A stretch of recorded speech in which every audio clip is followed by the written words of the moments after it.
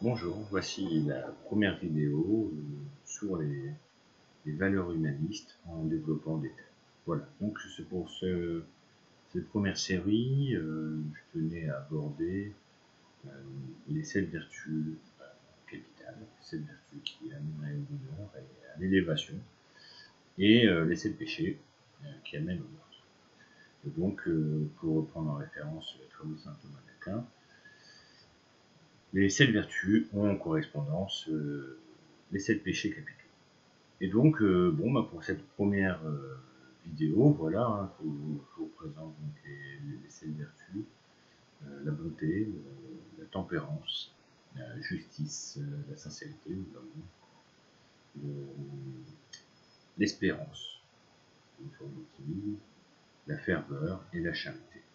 Et donc l'ensemble de ces vertus vont venir affronter des péchés qui sont aussi de 7 péchés capitaux. Donc l'envie, la colère, l'avarice, la luxure, la gourmandise, l'orgueil et la paresse. Donc voilà. Alors pour cette première vidéo, je tenais à faire cette présentation là des 7 péchés et des 7 vertus. Et les deux s'affrontent. Hein. Succinctement, c'est ce qui sera présenté dans les 7 prochaines vidéos. La bonté va affronter l'envie. Hein. La bonté, c'est que de donner. Hein. On peut donner des objets. Hein. On peut donner de son temps, on peut donner de son énergie, on peut donner de son attention. Et à l'inverse, cela va s'affronter sur l'envie. Hein. L'envie qui va amener le vol ou la tromperie, ou la méchanceté, hein, simplement. Pour pouvoir obtenir un gain, pour obtenir un objet, pour obtenir du temps de quelqu'un, par exemple, ou de l'attention, c'est-à-dire d'avoir la personne qui nous regarde, et donc cette envie va se concentrer là-dessus. Donc le don va souvent affronter, il y a une lutte de l'un à l'autre pour pouvoir combattre, et on se place. Hein. Le deuxième, ça va être la tempérance contre la colère. Alors la tempérance, hein, c'est cette idée que faire le bien, c'est long et qu'il faut avoir de la patience. Pour construire quelque chose, ça met du temps, ça met de l'énergie. Mais c'est cette patience-là, c'est cet optimisme, cette vision-là nous permet d'arriver à ses buts. Hein. C'est une compétence. Hein. Savoir que le bien est différent du mal, il faut s'attacher au bien pour pouvoir arriver au la colère, lui, par contre, va utiliser donc les armes du mal. Hein. Donc c'est l'agressivité, c'est la violence, c'est l'insulte, c'est la grossièreté, pour arriver à ses fins. Hein.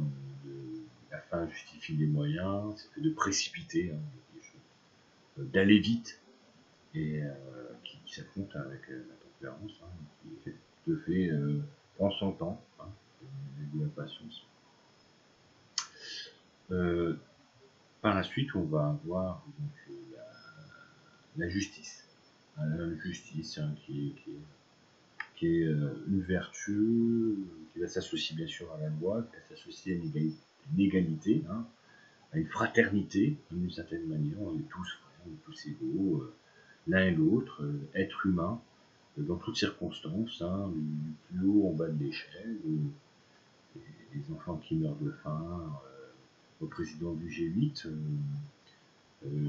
chacun est maître. Et maître de soi, chacun a un corps, un esprit, une personnalité, quelque chose qui va être matériel, hein, quelque chose qui va être invisible. Hein. Je parle, mais je pense aussi, donc il y a des choses qu'on ne sait pas, mais qui sont invisibles. Et en face, bon, l'avarice, hein. L'avarice qui est une question du gain. Hein. Le gain qui est central hein, sur l'avarice.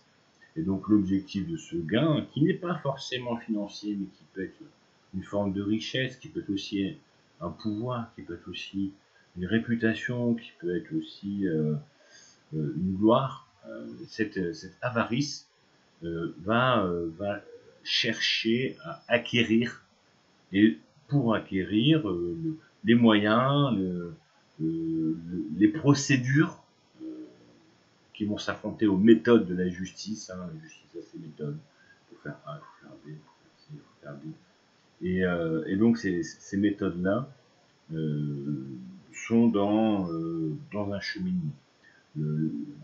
L'avarice, lui, va par contre chercher à établir des procédures qui seront opaques, qui seront obscures. Hein, l'idée de perdre les personnes, de dominer. Hein, le bien libère, hein, le mal domine. Donc emprisonne, fait contrôler. Dans les vertus, on ne contrôle pas, hein, on éduque, on libère, on autonomise, on motive, on convainc, on piège, on impressionne, on utilise la peur, on utilise la violence, la crainte. Et c'est cet affrontement-là hein, qui va se faire sur la loi et la manière de contourner la loi, sur ce qui est égal et ce qui va être une faveur, un privilège. Et donc là, on va avoir un affrontement. Alors le cœur qui est central à tout, la sincérité, l'amour, hein, l'attachement, quelque chose qui va être subjectif. Comme je ne vous connais pas, je n'ai pas d'amour pour vous, hein, vu que je ne vous connais pas. Ou je vous connais, et à ce moment-là, c'est un élément supplémentaire dans notre relation. Et cette sincérité va venir profondément. Hein. Je sens une inquiétude, par exemple, et cette inquiétude se justifie. La sincérité a quelque chose d'extraordinaire, c'est que même quand on se sent mal, on est compris. Hein. Et souvent, quelqu'un de sincère est touchant. Quelqu'un qui va être dans la luxure, par contre, est dans une idée de séparation, une idée d'utiliser le corps sans utiliser la personnalité. Et donc, il faut essayer de plaire sur le corps, de façon dissociée de la personnalité, hein, une apparence qui va être essentielle par rapport à ce que peut signifier cette apparence, ce que peut signifier cette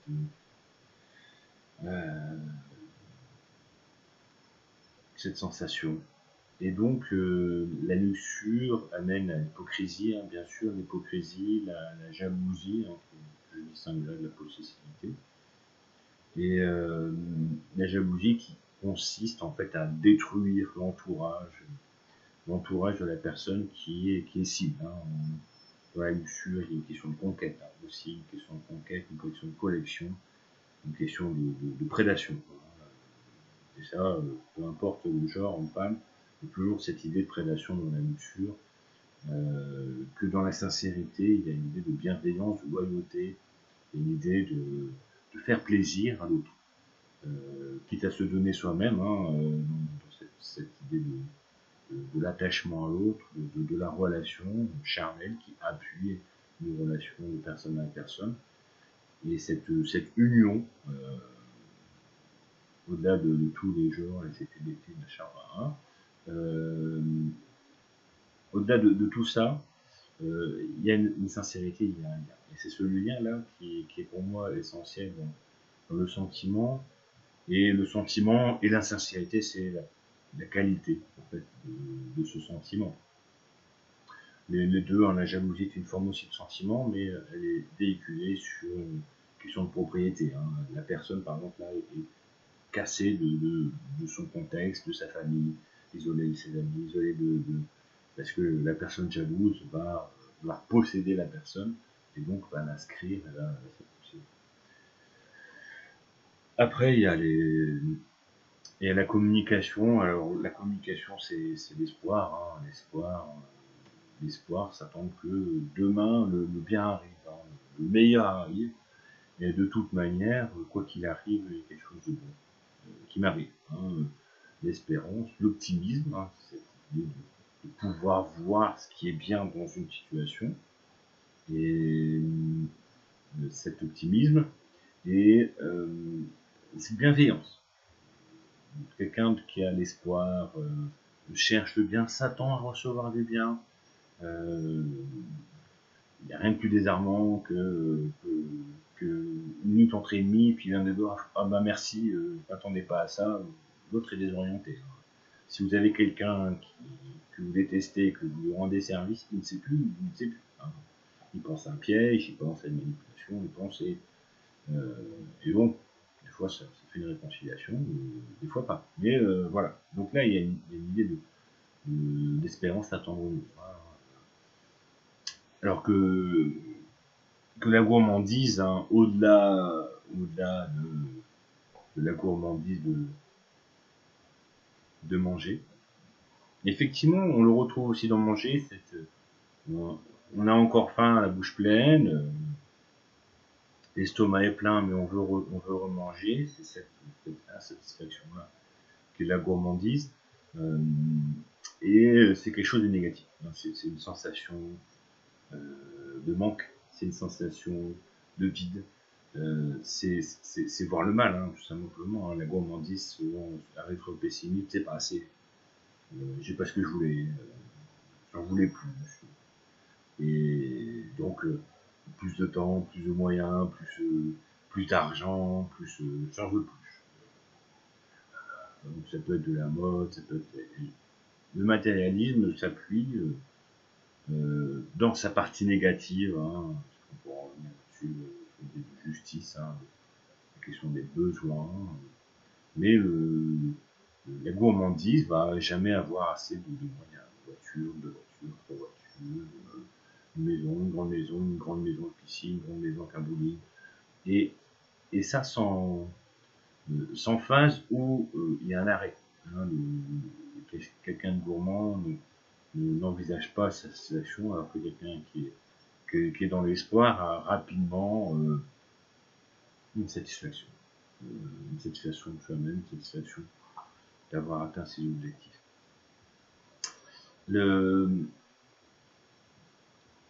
Pour le monde des pensées, hein, le dharma, hein, pour d'autres diront, hein, ça vous donne une présentation de prochaines vidéos. Alors la ferveur qui va s'appuyer sur la raison, hein, et les croyances que l'on peut aussi appeler convictions. Hein, il va y avoir aussi des nuances sur ces concepts-là, hein, qui sont humanistes, qui travaillent l'humain, hein, qui sont égaux, que tout le monde a. Des 8 personnes, des 8 bébés affamés qui vont mourir dans les 3 prochaines minutes, les 8 présidents du G8 qui peuvent décider du destin de millions de personnes. Et donc la ferveur et la raison vont s'alimenter. Hein. On sait pourquoi on agit, on sait pourquoi on a confiance. La confiance est pour moi justifiée. Hein. Croire en Jésus, croire en Bouddha, c'est pas une croyance qui est pour moi aveugle. Hein. Quand on n'est plus sur la ferveur, c'est une croyance aussi qui va se développer sur la raison. Pas uniquement, mais avec, hein, c'est une composante. C'est-à-dire que quand on fait confiance à quelqu'un, y compris entre les êtres humains, il y a une construction de cette confiance. Hein. Quelqu'un qui vous fait trop vite confiance, vous le trouvez envahissant. Donc, il y a quelque chose qui va se construire là-dessus. L'orgueil, par contre, va être dans la comparaison.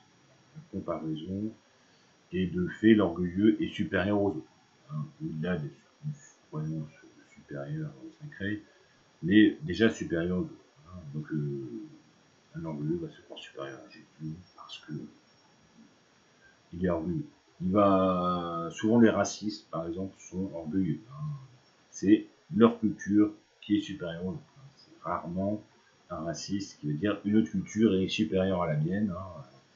C'est rare. Hein. Donc l'orgueil va donc après développer des outils, on a vu, c'est les péchés capitaux jusqu'au meurtre, pour prouver, pour pouvoir asseoir, pour pouvoir forcer et dominer les autres. Hein. Quelqu'un qui est dans la raison, un scientifique par exemple, qui va recevoir une étude détaillée qui le contredit sur son expérience, sur ses théories, va le recevoir et va éprouver cette réponse. Alors, refaire ses expériences, étayer les contradictions, voire affiner sa propre théorie. C'est pour ça que souvent les grands scientifiques avancent en groupe. Hein, il y a plusieurs laboratoires qui se répondent, et là on a trouvé ça, et là on a trouvé ça, et donc il y a une avancée collective hein, dans les sciences, et dans une moindre mesure, on pourrait faire le parallèle avec ce qu'on trouve dans les religions, où les gens vont avoir des interprétations, des expériences, des actes de foi que l'on va parler, qui vont se croiser et qui vont ce qu'on appelle fortifier, hein, et qui regardera cette vidéo. Et donc, pardon, et donc ça c'est quelque chose qui va être puissant. Et cet enchevêtrement de croyances, de convictions vont se fortifier, l'un va élargir l'autre. Il y a des gens qui vont avoir des capacités d'écoute, des capacités de croissance, d'autres qui vont avoir des capacités d'expression, d'autres des capacités de persuasion. Et donc cette ferveur-là va se fortifier. Et bien sûr, étant raisonnable, mais c'est la même façon de faire à mes yeux que dans les sciences. On va s'appuyer sur les grands. Quelqu'un qui va s'appuyer sur la philosophie va s'appuyer sur Platon. Quelqu'un qui va être dans la religion va s'appuyer sur Jésus. Mais les deux pourraient s'intervertir. On pourrait imaginer une religion platonicienne et une philosophie chrétienne.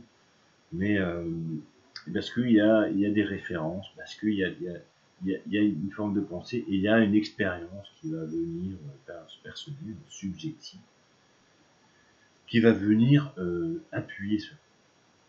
Et donc, voilà, hein, sur l'orgueil, l'orgueil, souvent, les orgueilleux se trouvent entre eux, hein, parce que les comparaisons, les orgueilleux mettent des mesures entre eux pour pouvoir avoir des points de comparaison, et souvent leur mesure finit sur le conclusion que soit eux-mêmes. Ça tombe bien. Donc voilà, et donc juste pour terminer, ce sera la 7e vidéo qui sera sur la lutte entre la charité et la paresse. Et donc,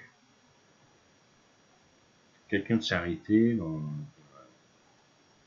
la charité, que je vais aussi distinguer de la compassion qui va essayer de ressentir ce que la personne en face ressent. La charité, ça va être d'anticiper, prévenir, d'évaluer la souffrance de quelqu'un d'autre, et d'agir afin d'éviter, de diminuer ou de donner le moyen à la personne de s'en sortir. Et donc cette souffrance-là sera en vision de la disparition.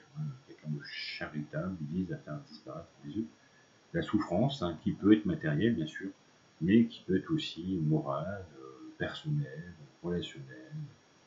Et donc lutter par exemple quelqu'un qui lutte contre la dépression et qui va aider d'autres personnes à lutter contre la dépression et dans une démarche. A l'inverse, quelqu'un qui est dans la paresse va utiliser la souffrance hein, comme un point de départ.